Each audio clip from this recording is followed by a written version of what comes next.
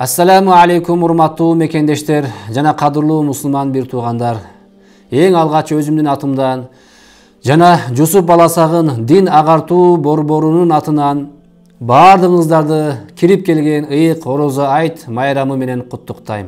Биз ушундай сүйүнүчтүү бир күндө отурабыз, себеби бул күнү мусулмандардын күнөөлөрү кечирилип, орозо айында кылган жакшы амалдарынын сооп сыйлыктары берилет. Пайгамбардын хадисинде وَيُغْفَرُ لَهُمْ فِي آخِرِ لَيْلِهِ قِيلَ يَا رَسُولَ اللَّهِ أَهِيَ لَيْلَةُ الْقَدْرِ قَالَ لَا وَلَكِنَّ الْعَامِلَ إِنَّمَا يُوَفَّى أَجْرُهُ إِذَا قَضَى عَمَلَهُ. Орозонун акыркы кечесинде орозо кармоочуга кечирим болот. Сахабалар ушул кадыр кечесиби деп сурашты.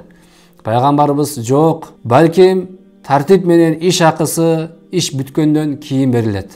Ошондуктан бул күнү майрамдык маанай менен атыр себинип, жакындарыбызды, туугандарыбызды куттуктап, эң жакшы кийимдерибизди кийип, себеби хадистин мазмунунда келет: Кана ибну Умар радыйаллаху анху ялбасу ахсана сиябихи фил идайни. Ибну Умар радыйаллаху анху ушул эки айт күндөрү эң жакшы кийимдерин кийет эле. Андыктан биз дагы эң жакшы таза кийимдерибизди кийип, атыр сүйкөнүп, мисвак колдонуп, айт намаз окулуучу аянтка келсек жакшы болот.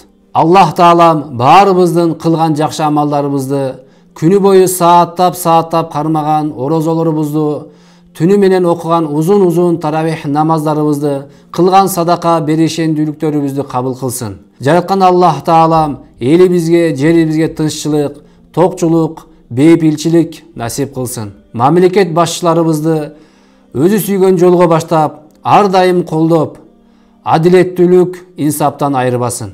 Жалпы жумурай журтубузга бакубат жашоо каалайм, ар дайым тынччылык болсун. Жараткан Аллах Таалам элибизди, жерибизди ар кандай беле апааттардан, бөөдө кырсык, оору сыркоолордон алыс кылсын. Кыргыз калкын, деги эле дүйнө жүзүндөгү баардык мусулман бир туугандарды дагы бир ирет орозо айт майрамы менен куттуктайм. Айтыңыздар маарек болсун. Ассаламу алейкум ва рахматуллахи ва баракатух.